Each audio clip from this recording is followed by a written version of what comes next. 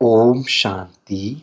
आज 20 अक्टूबर 2024 की अव्यक्त मुरली है। रिवाइज कोर्स है 28 मार्च 2002। आज की मुरली का सार है, इस वर्ष को निर्मल वर्ष और व्यर्थ से मुक्त होने का मुक्ति वर्ष मनाओ। आज बाप दादा अपने चारों ओर के बच्चों के मस्तक में चमकती हुई 3 लकीरें देख रहे हैं। एक लकीर है प्रभु पालना की, दूसरी लकीर है श्रेष्ठ पढ़ाई की और तीसरी लकीर है श्रेष्ठ मत की। बाप दादा ने सभी की वर्तमान समय की रिजल्ट देखी, चाहे डबल फॉरेनर्स चाहे भारतवासी। सभी बच्चों के रिजल्ट में देखा कि वर्तमान समय अलबेलेपन के बहुत नए नए प्रकार बच्चों में हैं। अनेक प्रकार का अलबेलापन है। मन ही मन में सोच लेते हैं सब चलता है। आजकल का सब बातों में ये विशेष स्लोगन है, सब चलता है। ये अलबेलापन है। साथ में थोड़ा थोड़ा भिन्न भिन्न प्रकार का पुरुषार्थ व स्व परिवर्तन में अलबेलेपन के साथ कुछ परसेंट में आलस्य भी है। हो जाएगा, कर ही लेंगे। बाप दादा ने नए नए प्रकार की अलबेलेपन की बातें देखी हैं, इसलिए अपना सच्ची दिल से अलबेले रूप से नहीं अकाउंट जरूर रखो। तो बाप दादा आज रिजल्ट सुना रहे हैं। सुनाए ना कि नहीं, सिर्फ प्यार करें, ये भी प्यार है। हर एक से बाप दादा का इतना प्यार है कि सभी बच्चे ब्रह्मा बाप के साथ साथ अपने घर में चले, पीछे पीछे नहीं आवे, साथी बन के चले। तो समान तो बनना पड़ेगा ना। बिना समानता के साथी बन के नहीं चल सकेंगे। और फिर अपने राज्य का पहला जन्म तो पहला ही होगा ना। अगर दूसरे तीसरे जन्म में आ भी गए, अच्छा राजा भी बन गए, लेकिन कहेंगे तो दूसरा तीसरा ना, साथ चले और ब्रह्मा बाप के साथ पहले जन्म की अधिकारी बने। ये है नंबर 1 पास विद ऑनर वाले। तो पास विद ऑनर बनना है या पास मार्क्स वाले भी ठीक हैं। कभी भी ये नहीं सोचना कि जो हम कर रहे हैं, जो हो रहा है, वो बाप दादा नहीं देखते हैं। इसमें कभी अलबेले नहीं होना। अगर कोई भी बच्चा अपने दिल से चाट पूछे तो बाप दादा बता सकते हैं, लेकिन अभी बताना नहीं है। बाप दादा हर एक महारथी, घोड़ेसवार सबका चार्ट देख रहे हैं। कई बार तो बाप दादा को बहुत तरस आता है, हैं कौन और करते क्या है। लेकिन जैसे ब्रह्मा बाप कहते थे ना, याद है क्या कहते थे? गुड़ जाने गुड़ की गोथरी जाने, शिव बाबा जाने और ब्रह्मा बाबा जाने, क्योंकि बाप दादा को तरस बहुत पड़ता है। लेकिन ऐसे बच्चे बाप दादा के रहम के संकल्प को टच नहीं कर सकते, कैच नहीं कर सकते। इसलिए बाप दादा ने कहा, भिन्न भिन्न प्रकार का रॉयल अलवेलापन बाप देखते रहते हैं। आज बाप दादा कह ही देते हैं कि तरस बहुत पड़ता है। कई बच्चे ऐसे समझते हैं कि सतयुग में तो पता ही नहीं पड़ेगा कौन क्या था, अभी तो मौज मना लो, अभी जो कुछ करना है कर लो, कोई रोकने वाला नहीं, कोई देखने वाला नहीं। लेकिन ये गलत है। सिर्फ बाप दादा नाम नहीं सुनाते, नाम सुनाएं तो कल ठीक हो जाएं। तो समझा क्या करना है? पांडव समझा कि नहीं समझा? चल जाएगा, चलेगा नहीं। क्योंकि बाप दादा के पास हर एक की हर दिन की रिपोर्ट आती है। बाप दादा आपस में भी रूरिहान करते हैं, तो बाप दादा सभी बच्चों को फिर से इशारा दे रहे हैं कि समय पर सब प्रकार से अति में जा रहा है। माया भी अपना अति का पाठ बजा रही है, प्रकृति भी अपना अति का पाठ बजा रही है। ऐसे समय पर ब्राह्मण बच्चों का अपने तरफ अटेंशन भी अति अर्थात मन वचन कर्म में अति में चाहिए, साधारण पुरुषार्थ नहीं। वैसे बाप दादा ने देखा है कि सेवा से लगन अच्छी है, सेवा के लिए एवर रेडी हैं, चांस मिले तो प्यार से सेवा के लिए एवर रेडी हैं, लेकिन अभी सेवा में एडिशन करो। वाणी के साथ साथ मनसा अपनी आत्मा को विशेष कोई न कोई प्राप्ति के स्वरूप में स्थित कर वाणी से सेवा करो।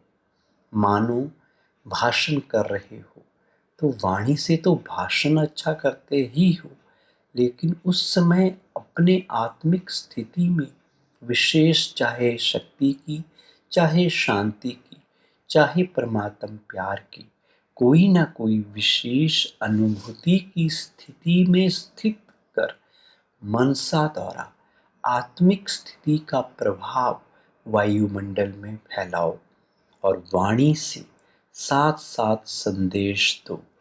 वाणी द्वारा संदेश दो, मनसा आत्मिक स्थिति द्वारा अनुभूति कराओ।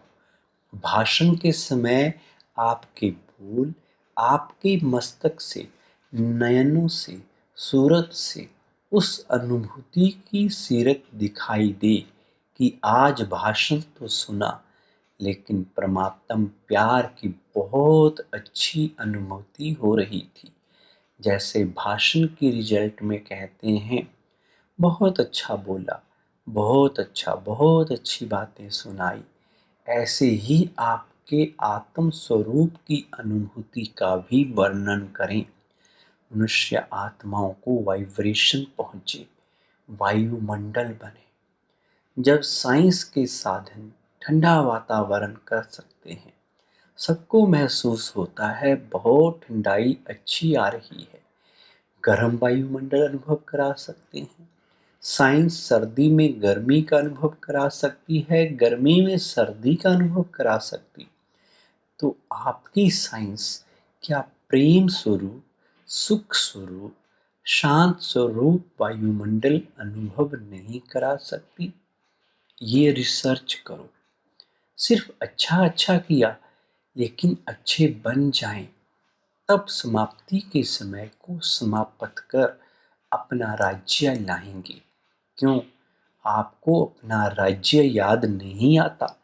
संगम युग श्रेष्ठ है, वो ठीक है, हीरे तुल्य है, लेकिन हे रहम दिल विश्व कल्याणी बच्चे, अपने दुखी अशांत भाई बहनों पर रहम नहीं आता, उमंग नहीं आता। दुखमय संसार को सुखमय बना दें, ये उमंग नहीं आता। दुख देखना चाहते, दूसरों का दुख देखकर भी रहम नहीं आता। आपके भाई हैं, आपकी बहनें हैं, तो दुख देखना अच्छा लगता है। अपना दयालु कृपालु स्वरूप इमर्ज करो। सिर्फ सेवा में नहीं लग जाओ, ये प्रोग्राम किया, ये प्रोग्राम किया, चलो वर्ष पूरा हुआ, अभी मर्सीफुल बनो।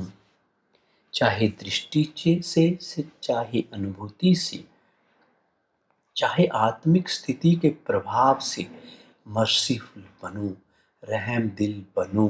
अच्छा, बाप दादा ने एक बात और भी देखी है, सुनाना अच्छा नहीं लगता। कभी कभी कोई कोई बच्चे अच्छे अच्छे भी दूसरों की बातों में बहुत पड़ते हैं। दूसरों की बातें देखना, दूसरों की बातें वर्णन करना और देखते भी व्यर्थ बातें हैं। विशेषता एक दो की वर्णन करना ये कम है, हर एक की विशेषता देखना विशेषता वर्णन करना, उनकी विशेषता द्वारा उनको उमंग उत्साह दिलाना ये कम है। लेकिन व्यर्थ बातें, जिन बातों को बाप दादा कहते हैं छोड़ दो। अपनी तो छोड़ने की कोशिश करते, लेकिन दूसरों की देखने की भी आदत है, उसमें टाइम बहुत जाता है। बाप दादा एक विशेष श्रीमत दे रहे हैं, है कॉमन बात, लेकिन टाइम बहुत वेस्ट जाता है। बोल में निर्माण बनो। बोल में निर्माणता कम नहीं होनी चाहिए। भले साधारण शब्द बोलते हैं, समझते हैं इसमें तो बोलना ही पड़ेगा ना, लेकिन निर्माणता के बजाय अगर कोई अथॉरिटी से निर्माण बोल नहीं बोलते तो थोड़ा कार्य का, सीट का 5% अभिमान दिखाई देता है। निर्माणता ब्राह्मणों के जीवन का विशेष श्रृंगार है। निर्माणता मन में, वाणी में, बोल में, संबंध संपर्क में हो। ऐसे नहीं 3 बातों में तो मैं निर्माण हूँ, एक में कम हूँ तो क्या हुआ, लेकिन वो एक कमी पास विद ऑनर होने नहीं देगी। निर्माणता ही महानता है, झुकना नहीं है, झुकाना है। कई बच्चे हंसी में ऐसे कह देते हैं, क्या मुझे ही झुकना है, ये भी तो झुके। लेकिन ये झुकना नहीं है, वास्तव में परमात्मा को भी अपने ऊपर झुकाना है। आत्मा की तो बात ही छोड़ो। निर्माणता निरअहंकारी स्वतः ही बना देती है। निरअहंकारी बनने का पुरुषार्थ करना नहीं पड़ता है। निर्माणता हर एक के मन में आपके लिए प्यार का स्थान बना देती है। निर्माणता हर एक के मन से आपके प्रति दुआएं निकालेगी। बहुत दुआएं मिलेंगी। दुआएं पुरुषार्थ में लिफ्ट से भी रॉकेट बन जाएंगी। निर्माणता ऐसी चीज है, कैसा भी कोई होगा, चाहे बिजी हो, चाहे कठोर दिल वाला हो, चाहे क्रोधी हो, लेकिन निर्माणता आपके सर्ग द्वारा सहयोग दिलाने की निमित्त बन जाएगी। निर्माण हर एक के संस्कार से स्वयं को चला सकता है। रियल गोल्ड होने के कारण स्वयं को मोल्ड करने की विशेषता होती है। तो बाप दादा ने देखा है कि बोल चाल में भी, संबंध संपर्क में भी, सेवा में भी एक दो के साथ निर्माण स्वभाव विजय प्राप्त करा देता है।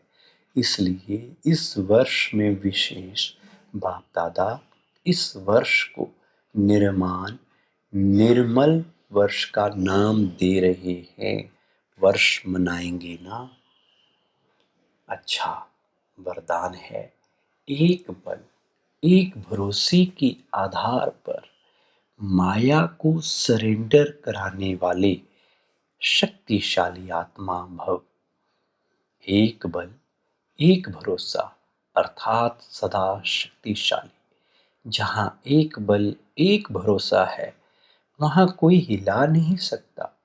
उनके आगे माया मूर्छित हो जाती है, सरेंडर हो जाती है। माया सरेंडर हो गई तो सदा विजयी हैं ही। तो यही नशा रहे कि विजय हमारा जन्म सिद्ध अधिकार है। ये अधिकार कोई छीन नहीं सकता। दिल में ये स्मृति मर्ज रहे कि हम ही कल्प कल्प की शक्तियाँ और पांडव विजयी बने थे, हैं और फिर बनेंगे। स्लोगन, नई दुनिया की स्मृति से सर्व गुणों का आह्वान करो और तीव्र गति से आगे बढ़ो। ओम शांति।